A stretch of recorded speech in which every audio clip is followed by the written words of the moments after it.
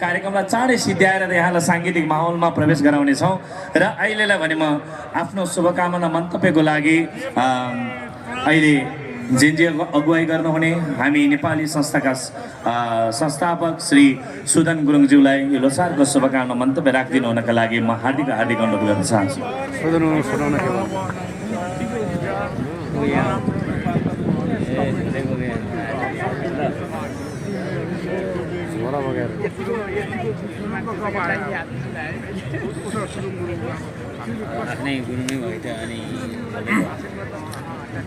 स्याजलु सबैजनालाई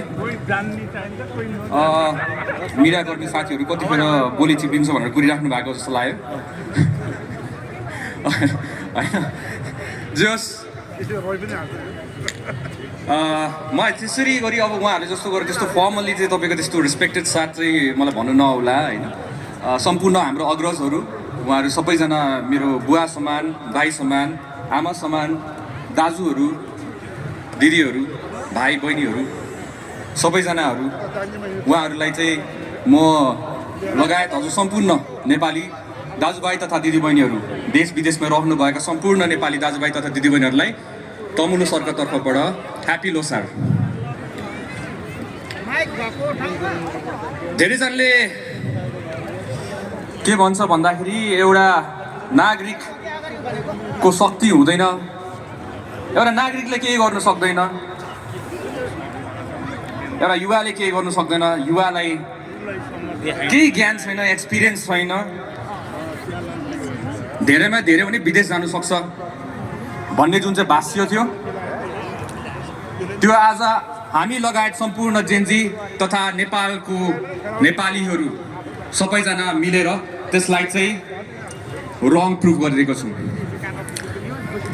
र आज एउटा नागरिकले चाह्यो भने, एउटा सामान्य नागरिक हजुर जस्तै एउटा सामान्य नागरिकले चाह्यो भने के मात्र गर्नु सक्दैन भन्ने आज यो उदाहरण पनि हो।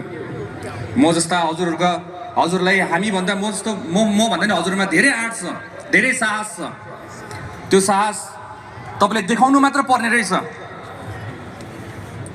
आफ्नो देशको लागि अगाडि मात्र बढ्नु पर्ने रहेछ।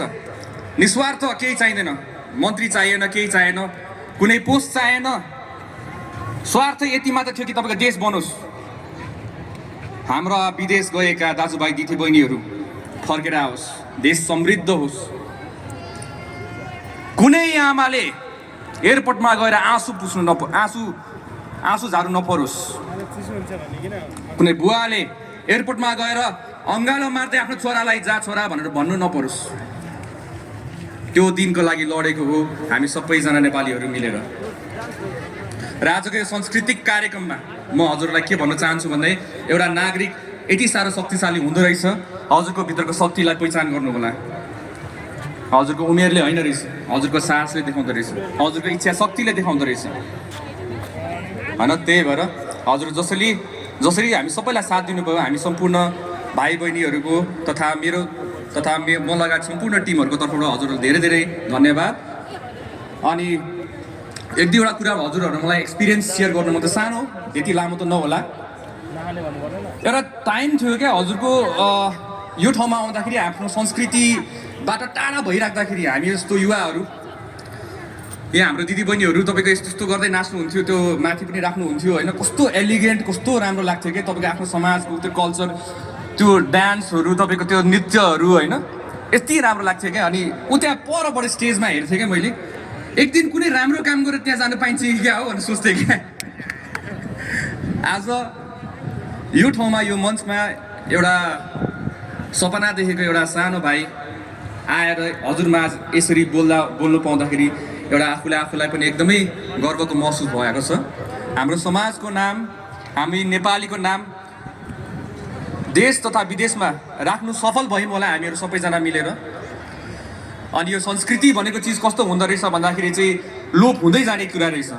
अब म पछि आउनेको जेनेरेसन, म पछि आउने युवाहरू, उहाँहरूलाई के दिने त भन्दा आफ्नो संस्कृति र पहिचान दिने रहेछ। र यो संस्कृति र पहिचान भन्दैमा फेरि हाम्रो यो पहिचानवादीको कुराहरू गर्नु खोजेको होइन, मैले त जातिको कुरा गर्नु खोजेको होइन।